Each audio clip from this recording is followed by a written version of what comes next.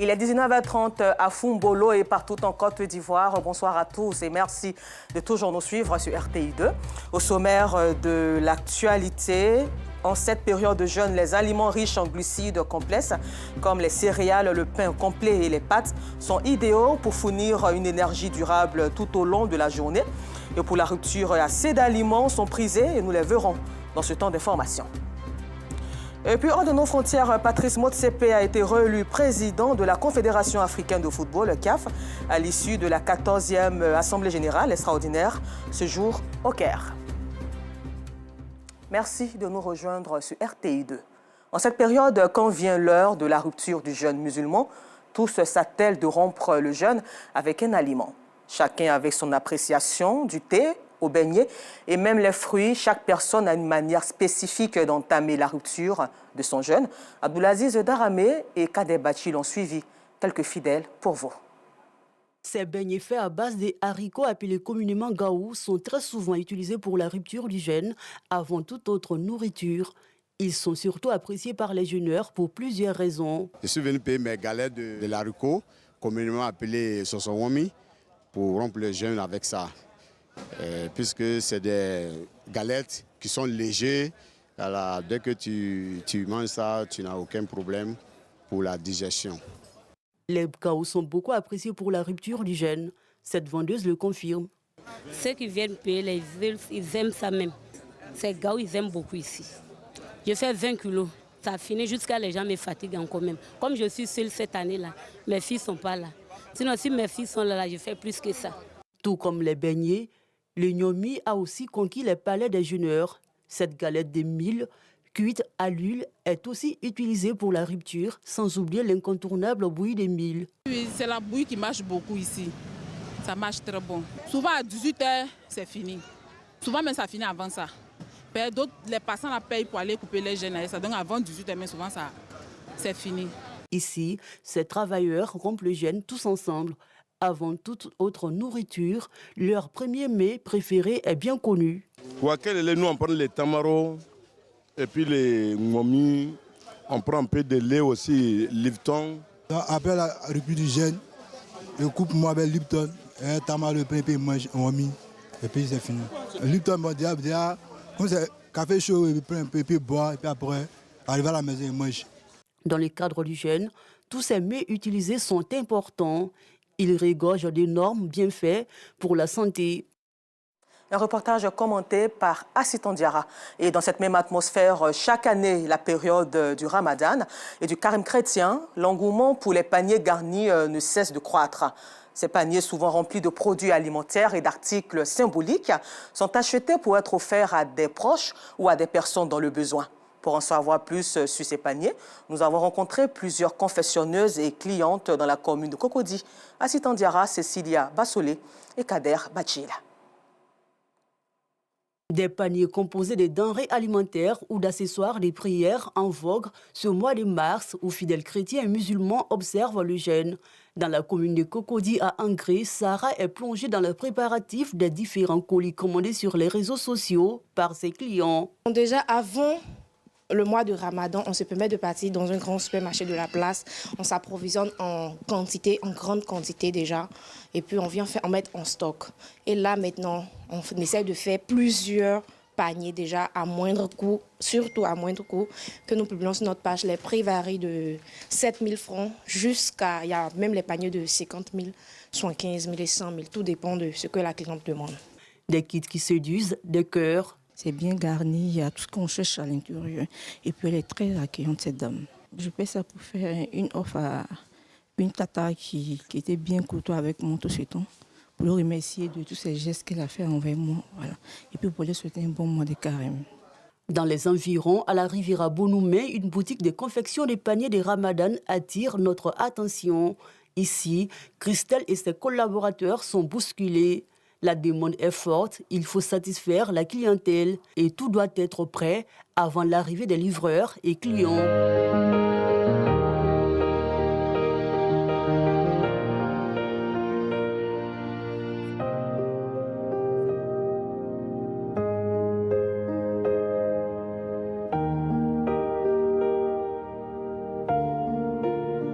Les produits alimentaires, il y en a qui viennent de l'Europe, il y en a qui sont des supermarchés locaux. Je confectionne les paniers à partir de 35 000. De 35 000 jusqu'à 250, 300, ça dépend du budget du client. Christelle exerce dans ce domaine depuis plus de 7 ans. La qualité de ses produits retient la clientèle. Chaque année, elle fait face à une demande accrue. J'ai acheté ce panier pour mon patron. Parce que c'est un bon patron, respectueux déjà et très gentil. L'année dernière, j'étais venue acheter un panier ici et vraiment, mon entourage a aimé. Voilà pourquoi je suis venue acheter avec elle. Les paniers varient. Si vous voulez donner un panier à votre patron, on ne mettra pas peut-être trop de trucs alimentaires dedans. Parce qu'on ne connaît pas la convenance de chacun. Si vous voulez donner un panier à une tante, à un oncle, vu que vous avez des affinités avec la personne, vous nous donnez des indications. La personne est soit diabétique, la personne mange du sucre et on confectionne les paniers. On peut aller peut-être à 2 à 3 millions en termes de bénéfices. Non loin de là, aux 2 plateaux Vallon, Atielina propose une variété de paniers aux fidèles chrétiens et musulmans.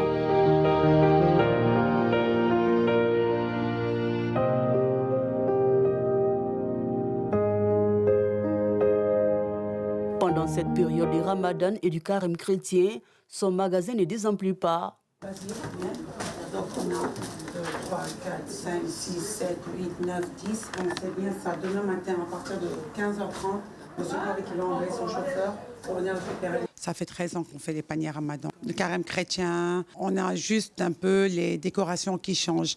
Pour le carême chrétien, on va avec le bon carême chrétien avec la croix. On met l'article de la Vierge Marie, quelque chose qui représente le christianisme.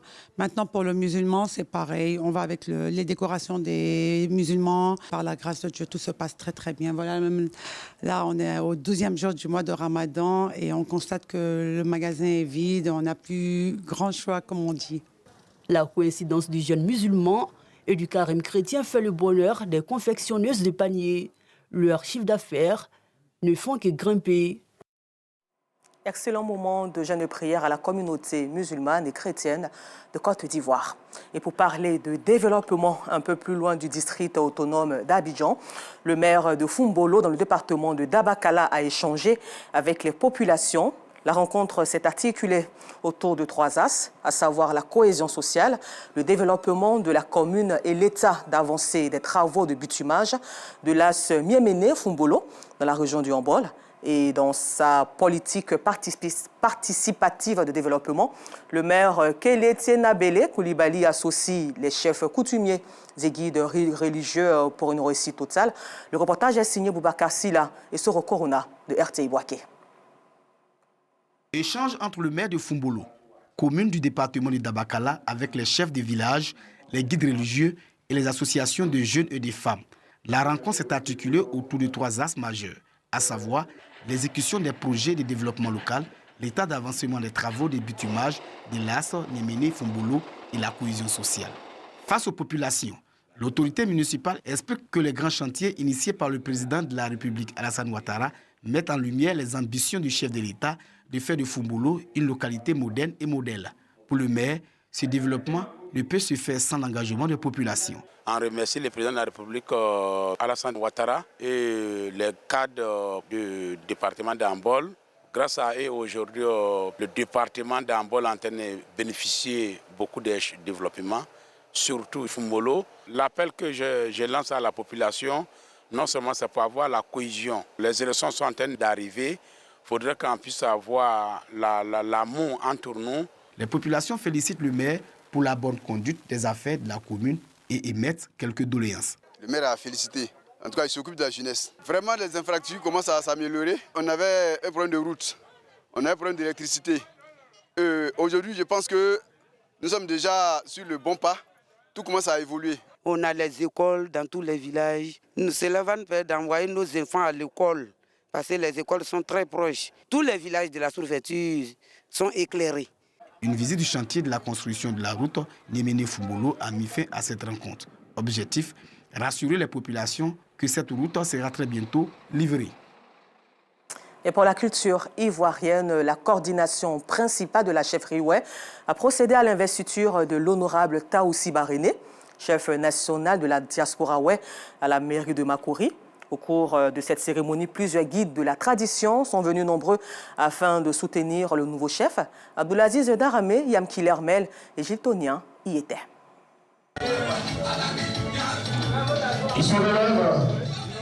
René Sibataou est le nouveau chef national de la diaspora du peuple Oué, un câlin qu'il compte relever. Et ce que je prévois dans un premier temps, c'est de constituer un bureau efficace. Ce bureau ne serait pas constitué seulement de ceux qui sont ici, dans le district d'Abidjan, mais ce serait un bureau qui sera un bureau multiforme. Le bureau sera amené à recueillir toutes les matières grises pour pouvoir former une communauté très efficace pour atteindre les objectifs que nous allons nous fixer. À cette investiture, responsables et ressortissants Oué accordent beaucoup d'intérêt. Faire que Dieu il est déjà ouvert, ça veut dire que la tradition qui est démise là sera valorisée. Or, quand on valorise la tradition, alors le modernisme n'est pas loin. Parce qu'on ne peut pas développer sans la tradition. Il nous tend la main, ça veut dire qu'il peut réussir sa mission. Il doit créer l'harmonie, l'autonomisation de la jeunesse, l'autonomisation de la femme, l'autonomisation des retraités. Mais sa particularité cette fois-ci, c'est qu'il va s'occuper uniquement de tous ceux qui sont hors des deux régions du Cavalier et du Guémon, c'est-à-dire hors du pays Oué. Et donc, c'est de faire en sorte qu'il ramène la cohésion, la paix et surtout qu'il réveille la dignité du peuple Oué, la fierté du peuple Oué. Le peuple Oué s'organise et veut être respecté et valorisé. Il compte se donner une nouvelle visibilité sur l'échiquier national et même mondial. Et étant dans le mois de la femme, le 8 mars est commémoré la Journée internationale des droits de la femme. La junte féminine de la Direction régionale de l'éducation nationale et de l'alphabétisation, Abidjan 3 a choisi ce 12 mars pour célébrer ce moment important où le bilan de la lutte pour les droits des femmes dans un établissement privé de Yopougon, Maroc. Une occasion pour implanter la graine de ce combat aux jeunes filles du collège à travers un partage d'expériences. Et c'est un reportage de Théodore Zouzou et Gilles Tonien que vous verrez dans nos prochaines éditions. Une note triste dans ce temps d'information. 4 ans après sa disparition, Ahmed Bakayoko continue d'inspirer.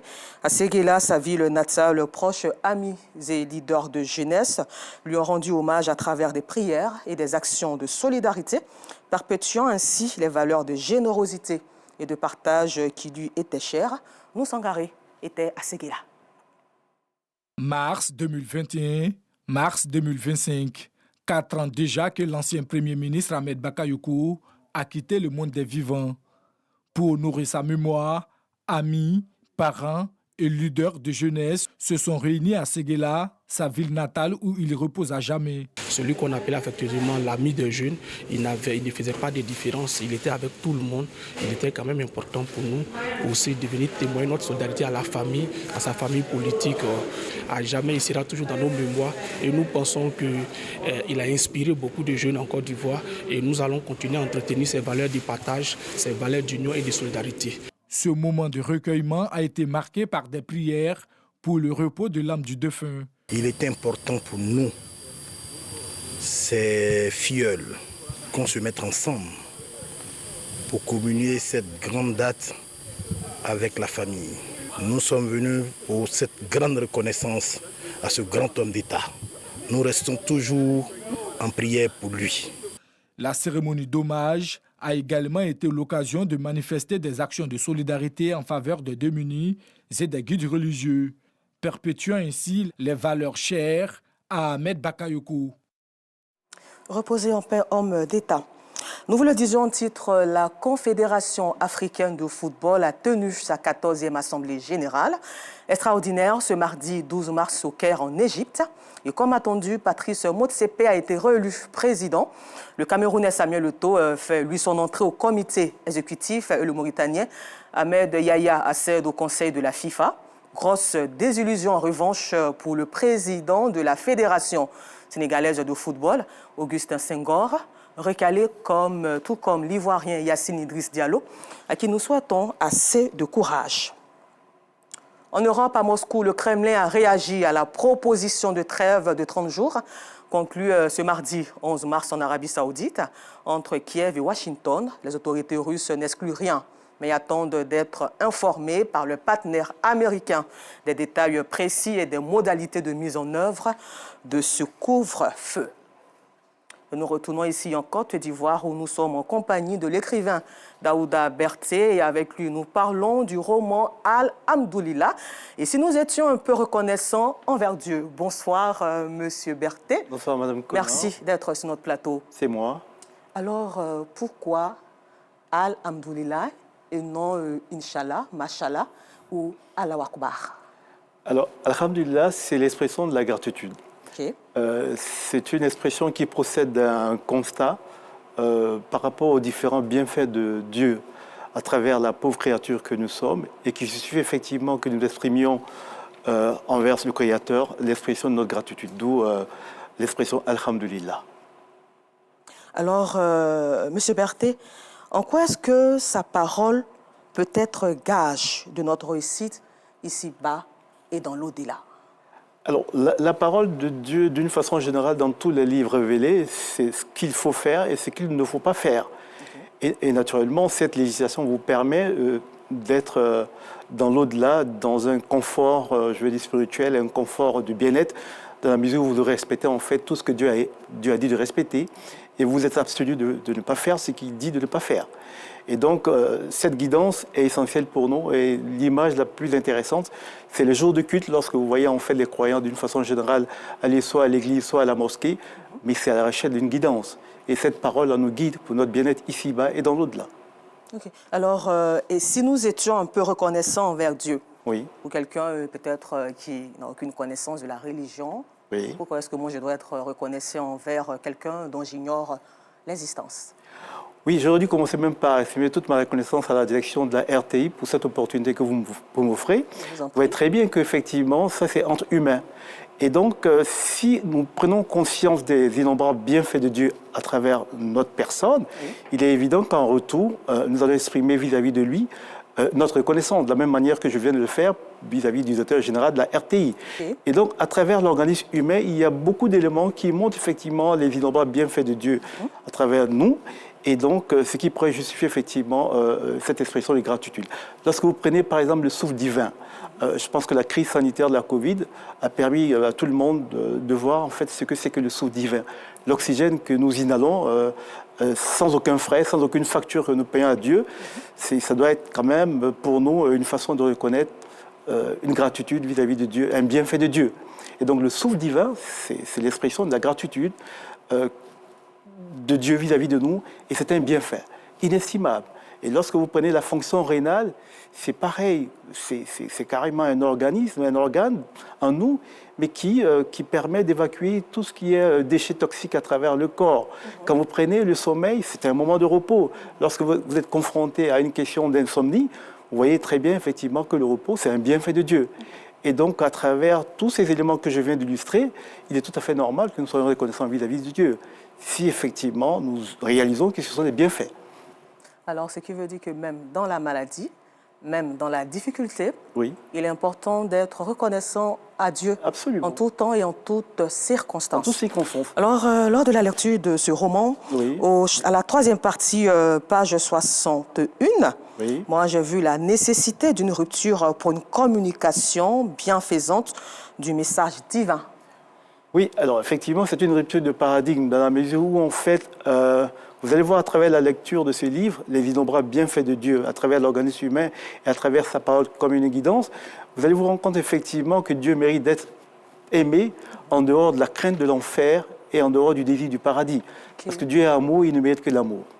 Et donc, si ceux qui sont chargés de transmettre la parole divine s'apesantissait un peu sur ces bienfaits, l'amour de Dieu, vous allez voir que les actes cultuels deviendront des actes que nous allons accomplir avec dévotion, parce que tout simplement, nous voulons plaire à Dieu, nous voulons lui exprimer notre gratitude, parce qu'il est digne d'être adoré, parce que tout simplement, il est amour.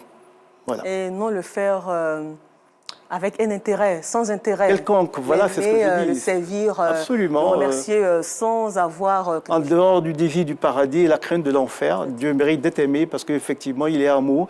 Et à travers tous ces innombrables bienfaits, nous voyons vraiment que c'est un être d'amour. Et donc, naturellement, il ne mérite que l'amour en retour.